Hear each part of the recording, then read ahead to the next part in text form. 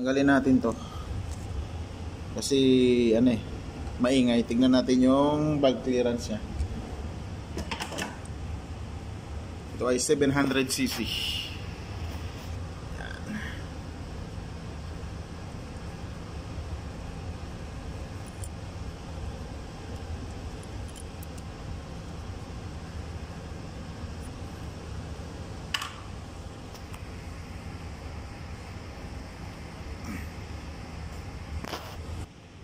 So ayan, natanggal ko na. Ito yung cover nya.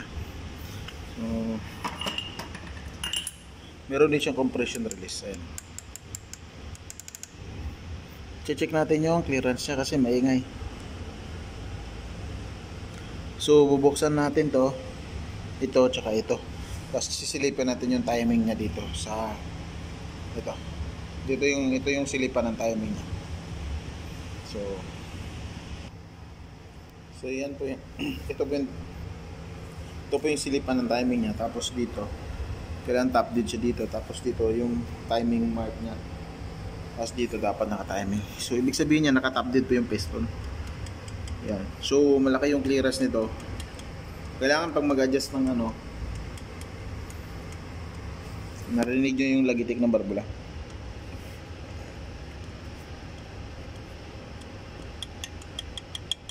Yan. So yun yung tumutunog. So i-adjust lang natin yan mamaya. Okay, kaso nga lang ito hindi matanggal. Kailangan tanggalin yung tangke. So ayan na, na-adjust na natin. Clearance kanina hindi pa na-adjust ay ito. Itong 0 di makita ano, ito na sa taas 009. Tapos in-adjust ko ng 0.008. Tapos sa kabila naman sa intake nag-adjust ako ng clearance nya 0.007, ginawa ko 0.006.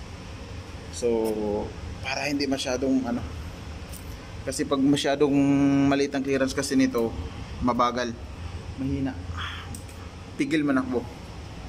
Tapos sarado na natin, tinanggal ko yung tangke. Ayan. Tapos sarado ko, lagay yung tangke. Tignan, papakinggan natin kung ano, maingay pa rin. Pag hindi, kasi may nakita ako dito, yung tensioner nya, ayan, matras na rin.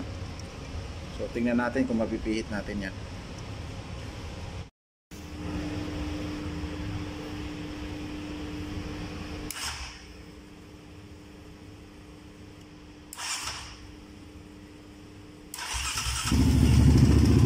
Yun, may lagitik pa rin.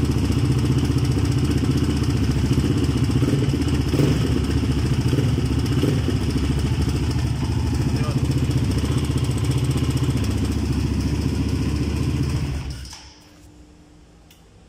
Check natin yung tensioner.